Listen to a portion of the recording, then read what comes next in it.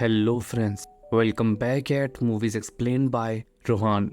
दोस्तों, आज मैं हाल ही में रिलीज हुई एक कमाल की अमेरिकन थ्रिलर फिल्म को एक्सप्लेन करूंगा जिसका नाम है ट्रैप। दोस्तों, ये वन ऑफ दोस फिल्मों में से है जिसका हर एक सीन ट्विस्ट, टर्न और थ्रिलर से भरा पड़ा है, इसीलिए इसका एक्सप्लेनेशन फन फील्ड होने वाला है। इस फिल्म को एम नाइट श्यामलन ने डायरेक्ट किया है, जिन्होंने द सिक्स्थ सेंस और नॉक एट द केविन जैसी अमेजिंग फिल्मों को भी डायरेक्ट किया है। तो आप इसे समझ सकते हैं कि फिल्म का लेवल कितना हाई होने वाला है। अब एक्सप्लेनेशन स्टार्ट करने से पहले मैं बता दूं कि अगर आपने मेरे चैनल को सब्सक्राइब नहीं किया है तो इसे जल्द ही सब्सक्राइब कर ले, ताकि आप तक ऐसे ही मजेदार एक्सप्लेनेशन पहुंचते रहें। तो चलिए अब विदाउट वेस्टिंग टाइम बढ़ते हैं मूवी एक्सप्लेनेशन की तरफ।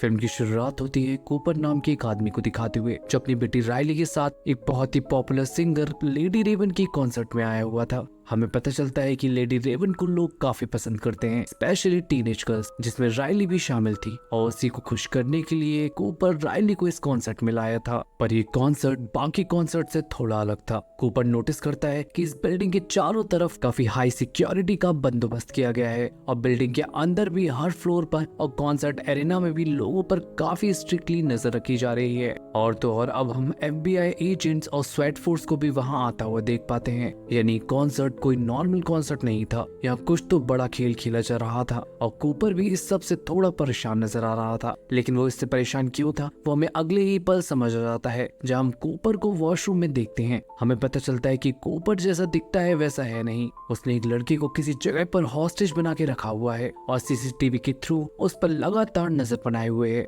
यानी इस आदमी के साथ भी कुछ तो गड़बड़ थी, और सिक्योरिटी की तरफ उसका डर भी रीजनेबल था। ऊपर से कूपर को हर तरफ एक ओल्ड लेडी नजर आ रही थी, जिससे वो थोड़ा पैनिक करने लगा था। पर कूपर काफी चालाक था, उसे अपने आप को कंट्रोल करना काफी अच्छे से आता था, और अब वो ऐसा ही करता है। और उसके बाद यहाँ चल रहे खेल की जड़ तक पहुँचने में लग जाता है। इधर लेडी रेवन अपना कॉन्सर्ट स्टार्ट कर चुकी थी और रायली काफी एंजॉय कर रही थी, जिसकी वजह से कूपर फिलहाल के लिए कुछ नहीं करता। पर कॉन्सर्ट ब्रेक के दौरान कूपर रायली के साथ एक्सप्लोर करते करते एक स्टोर पर पहुंच जाता है, जहां से रायली को लेडी रेवन की एक टी-शर्ट खरीदनी थी। पर unfortunately T-shirt out of stock हो चुकी थी। लेकिन रायली और कूपर के बॉन्ड को देखकर एक वर्कर उनकी मदद करता है और 1 घंटे बाद उससे इसी स्टोर पर मिलने के लिए कहता है। कूपर भी अब बिना देरी किए इस आदमी से फ्रेंडली होने लगता है और यहाँ चल रहे खेल के बारे में पता कर लेता है। और कूपर को जो पता चलता है उसको सुनते ही कूपर के पैरों तले जमीन खिसक जाती है। ये वर्कर बताता है कि कॉन्सर्ट एक ट्रैप है। लेडी रेवन और FBI ने बुचर नाम के साइको सीरियल किलर को पकड़ने के लिए ये ट्रैप बिछाया है, जिसने 12 विक्टिम्स के शरीर को टुकड़ों में काट कर उनकी जान ली है। और उनकी इन्फॉर्मेशन के अकॉर्डिंग बुचर आज इसी कॉन्सर्ट में आने वाला है। अब ये सब सुनकर कूपर तो शॉक था ही, पर अब हम ऑडियंस को भी सब समझ आ जाता है। FBI ने जिस किलर को पकड़ने के लिए ट्रैप बिछाया है वो और कोई नहीं बल्कि कूपर ही है, यानी वही बुचर है। और उसने अपने 13वें विक्टिम को भी हॉस्टेज बना रखा है। पर अब कूपर खुद ही इस खेल में फंस चुका था। लेकिन कूपर एक सीरियल किलर था, उसे पकड़ना इतना आसान नहीं होने वाला था। तभी तो 12 कत्ल करने के बाद भी वो आज आजाद था, और कूपर यह अच्छे से जानता था। इसलिए वो हार नहीं मानता और यहाँ से निकलने का रास्ता ढूंढने लगता है। वो सबसे पहले मेन एंट्रेंस से निकलने का सोचता है, पर स्वेट टीम के वहाँ होने से ये पॉसिबल नहीं था। उसके बाद वो बैक स्टेज से भागने की सोचता है, पर बैक स्टेज पर जाना किसी के लिए भी अलाउड नहीं था, और इलीगली वहाँ जाना भी, क्योंकि वो रायली को जरा भी शक नहीं होने दे सकता था। एट लास्ट वो उस वर्कर के पास वापस आ जाता है और एक बार फिर उससे इन्फॉर्मेशन निकालने की कोशिश करता है। उसे पता चलता है कि यहाँ का हर एक वर्कर इस प्लान में शामिल है, इसीलिए अगर कोई वर्कर इन्वेस्टिगेशन में फंस जाए तो एक कोड वर्ड बोलकर वो इससे निकल सकता है, जो था हैमिल्टन।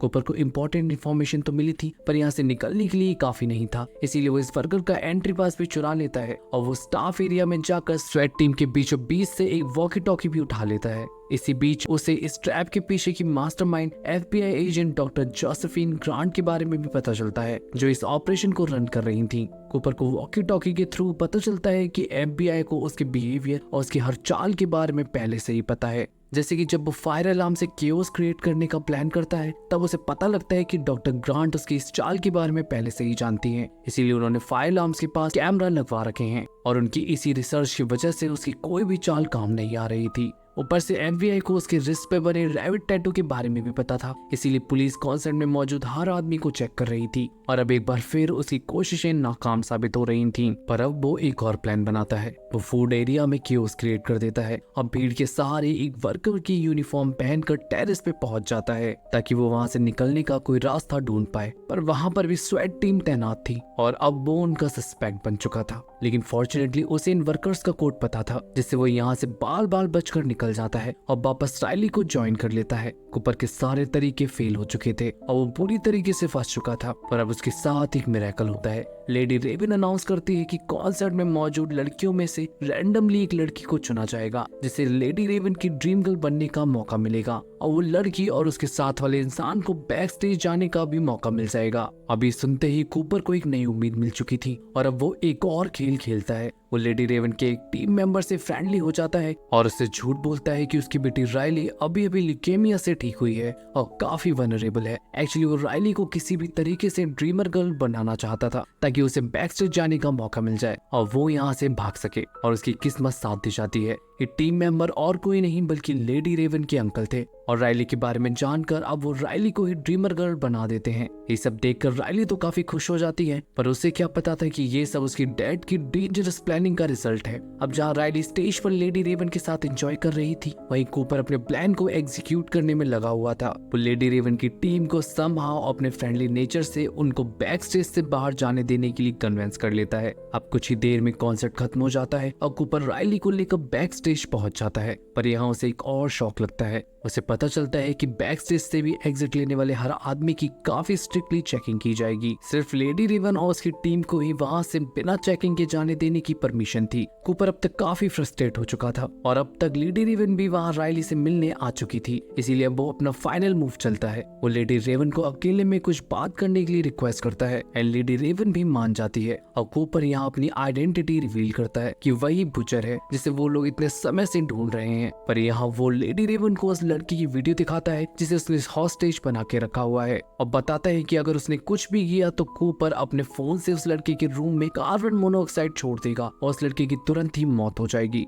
ये सुनकर तो रेवन फ्रीज हो चुकी थी। उनके कमाल के ट्रैप में कूपर फंस तो गया था, पर बाजी अभी भी उसके हाथ में थी और फाइनली अब उसको भी कूपर की बात माननी ही पड़ती है। कूपर और राइली लेडी रेवन के साथ बिना चेकिंग के बाहर आ जाते हैं और अब कूपर फ्री था, एफबीआई की पहुंच से बहुत दूर। लेकिन लेडी रेवन अब यहाँ से अपना खेल शुरू करती है। वो कूपर को जाने देने की बजाय राइली को उसके घर ले जाने के लिए रिक्वेस्ट करती है। राइली तो ऑलरेडी लेडी रेवन की काफी बड़ी फैन थी, इसीलिए वो हैप्पीली इस रिक्वेस्ट को एक्सेप्ट कर लेती है। पर इससे कूपर टेंशन में आ चुका था। उसे लेडी रेवन के इरादे समझ आ चुके थे, पर वो राइली के होते हुए कुछ भी नहीं कर सकता था। अब तक लेडी रेवन भी कूपर के घर पहुंच चुकी थी और उसकी वाइफ रेचल भी उसका बहुत ही हैप्पीली वेलकम करती है। पर रेवन अभी भी कुछ नहीं कर सकती थी क्योंकि उस लड़की स्पेंसर की जान अभी भी दांव पर लगी थी। इसलिए वो पियानो बजाते वक्त राइली का फोन छुपा लेती है और सेल्फी लेने के बहाने कूपर से उसका फोन छीन लेती है। अब इससे कूपर अपना पेशेंस और कंट्रोल खो देता है और काफी गुस्से में आ जाता है, पर वो कुछ कर पाता उससे पहले रेवन फोन लेकर वॉशरूम में खुद को लॉक कर लेती है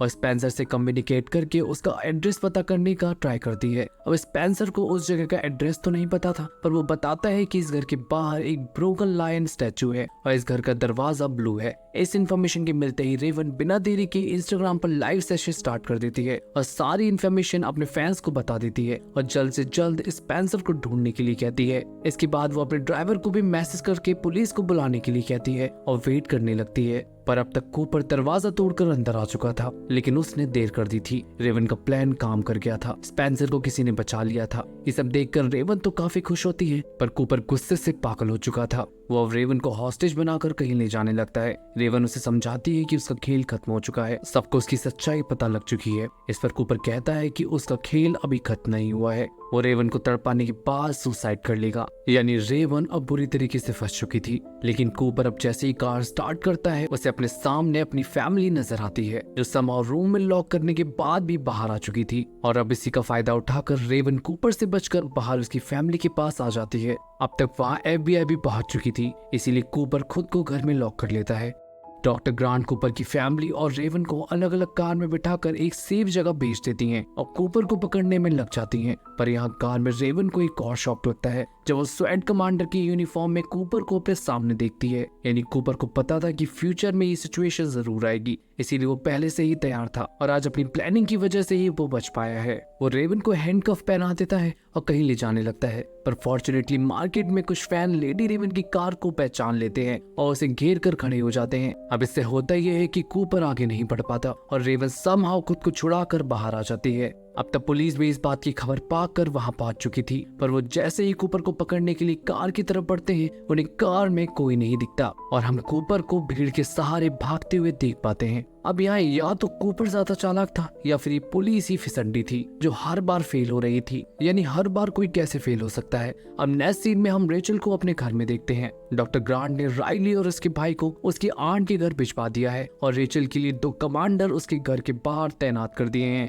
रेचल कूपर की वजह से परेशान अपने काम में बिजी थी कि तभी वो अपने पीछे कूपर को बैठा पाती है और उसको देखकर रेचल फ्रीज हो जाती है, मानो जैसे चोर की चोरी पकड़ी गई हो। और अब यही होता है, इस फिल्म का सबसे बड़ा ट्विस्ट यहाँ रिवील होता है। कूपर रेचल से कहता है कि वो कब से यही सोच रहा है कि पुलिस को कैसे पता चला कि वो कॉन्सर्ट में जाने वाला है, और इसका जवाब भी हमें तुरंत ही मिल जाता है, जो और कोई नहीं बल्कि रेचल ही थी। और अभी सुनकर रेचल भी ये एडमिट कर लेती है कि उसी ने पुलिस को कूपर के कॉन्सर्ट में जाने के बारे में बताया था। वो बताती है कि इतने समय से कूपर की हरकतों और उसके खून के दाग लगे कपड़ों से उस पर शक हो गया था, और एक बार उसका पीछा करते करते वो एक घर तक भी पहुंच गई थी जहां उसने कभी अपने एक विक्टिम को रखा होगा। पर रेचल बताती है कि वो बस अपना शक दूर कर रही थी। ये सब सुनकर कूपर अपने साइको किलर फॉर्म में आ जाता है, पर रेचल उसे उसके साथ एक लास्ट टाइम एप्पल पाई खाने के लिए रिक्वेस्ट करती है और कूपर भी मान जाता है क्योंकि उसके बाद तो वो वैसे भी उसे मारने वाला था। पर अब उसके साथ एक और धोखा होता है। रेचल ने उसी के सीडेटिव्स उसके पाई में मिला दिए थे और अब कूपर अपना होश खोता जा रहा था। उसे एक बार फिर वही ओल्ड लेडी दिखने लगी थी और उसे देखते ही कूपर बिल्कुल ही बदल जाता है और उनकी तरफ बढ़ने लगता है, लेकिन तभी उस पर डॉक्टर ग्रांट हमला कर देती है और कूपर बेहोश हो जाता है। एट द एंडिंग सीन हम पुलिस को कूपर को ले जाता हुआ देख पाते हैं, लेकिन कूपर कुछ देर अपने बेटे की बाइसाइकिल के पास बैठने की रिक्वेस्ट करता है और कुछ देर बाद पुलिस के साथ निकल जाता है। पर यहाँ कूपर एक बार फिर अपना खेल खेल गया था। उसने बाइसाइकिल से उसकी व्हील रॉड निकाल ली थी जिसकी मदद से वो अपने आप को फ्री कर लेता है। यानी पुलिस एक बार फिर उसे पकड़ने में नाकाम हो गई थी और यहाँ से निकलकर अब वो एक बार फिर अपने काम को पूरा करेगा। यानी अब मौत का सिलसिला एक बार फिर जारी रहेगा और यहाँ उसकी क्रीपी स्माइल के साथ ये फिल्म एंड हो जाती है। तो दोस्तों अब बात करते हैं फिल्म के बारे में। इस फिल्म में FBI ने एक सीरियल किलर को पकड़ने के लिए एक ट्रैप को बिछाया था और वो सीरियल किलर और कोई नहीं बल्कि कूपर ही था। पर कूपर इससे हर बार बचता रहा। उसकी वाइफ रेचल उसकी सच्चाई पहले से ही जान चुकी थी, इसीलिए उसने कूपर को फंसाने के लिए पुलिस को उसके कॉन्सर्ट में आने वाली बात बता दी थी। पर यहाँ मुद्दा ये है कि वो डायरेक्टली भी पुलिस को कूपर के बारे में बता सकती थी, तो मुझे ये सेटअप थोड़ा इलॉजिकल लगा। खैर फिल्म में हमने एक ओल्ड लेडी को भी देखा था जिससे कूपर बार बार इमेजिन कर रहा था, तो जरूर वो लेडी उसकी माँ होगी और उनकी टॉर्चर की वजह से ही कूपर का चाइल्डहुड वल्नरेबल रहा होगा और बड़े होकर उसने अपने माँ जैसे लोगों की जान लेना शुरू कर दी होगी। तो दोस्तों ये थी ट्रैप फिल्म की कहानी। अगर आपको एक्सप्लेनेशन पसंद आया हो तो मेरी वीडियो को लाइक करें और मेरे चैनल को सब्सक्राइब करके मुझे सपोर्ट करें। तो चलिए आज के लिए बस इतना ही, अब मिलते हैं अगले वीडियो में।